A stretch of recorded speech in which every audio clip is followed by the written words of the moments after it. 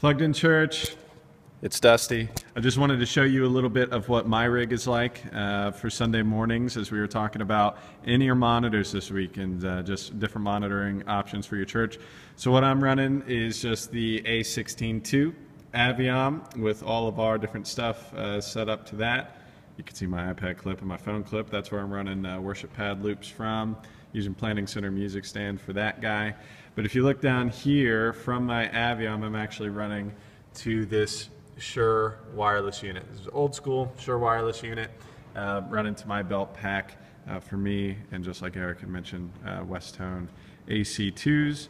And then I do have a wedge that's pointing at me, but you'll notice it's kind of off axis to the room to prevent a lot of bounce back, and not everything's running to it. It's just a little bit of low volume guide for me, a little bit of ambient, so I can constantly keep one ear out and listen to the congregation without losing time or things like that. So everybody else, you get to see some pastoral illustrations this week. Everybody else is just running an Aviom on their music stand.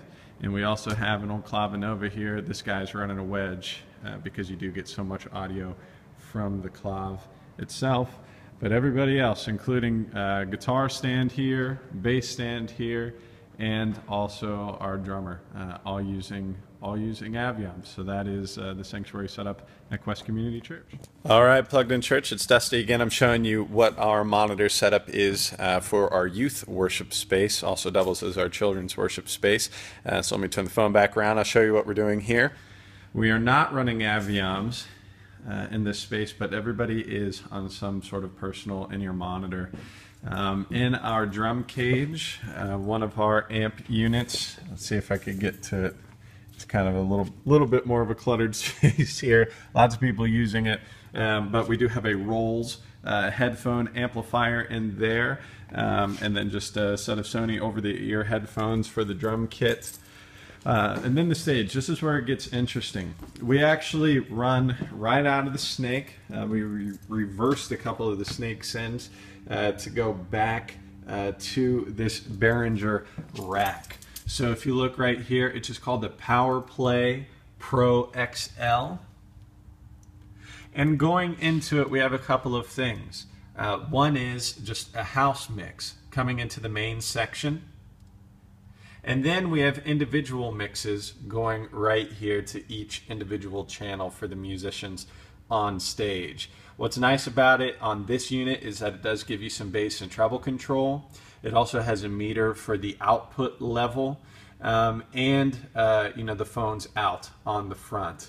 And then these guys that are wrapping around from the rack, those are just 1/4 inch that were coming from the snake.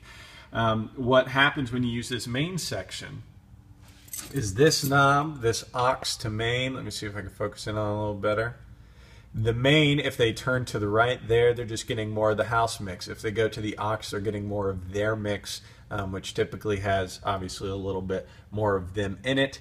And then on the right bottom knob is just their output level. So we did this whole setup for just a couple $100. We basically were able to use everything else that we were normally using, and then all the members of this team are using their own headphones or in-ear monitors, whatever works best for them. So you can do in-ears on a budget, and I think Eric is going to steal my idea and show you what they're going or what they have going on at Centerpoint. So thanks again for watching us, and power to your church.